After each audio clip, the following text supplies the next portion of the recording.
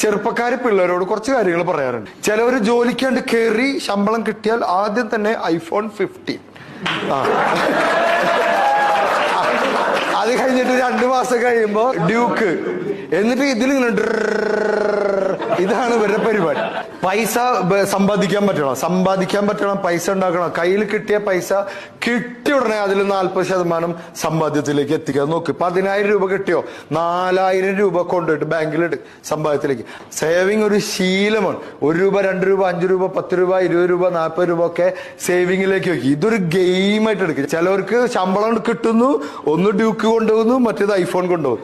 ഈ ഐഫോൺ എന്ന് പറഞ്ഞ സാധനമുള്ളൂ, വൃത്തികെട്ട സാധനം കേട്ടോ.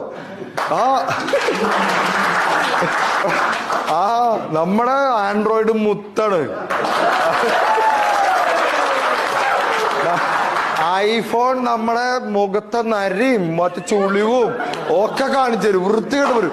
അതൊക്കെ വെളുപ്പിച്ചിട്ട് തരും. നമ്മളെ ആൻഡ്രോയിഡ് ചുണ്ടിൽ ചോപ്പ് വേണോ തരാം, കറുപ്പ് വേണോ തരാം, മുഖം ഷേപ്പാക്കണോ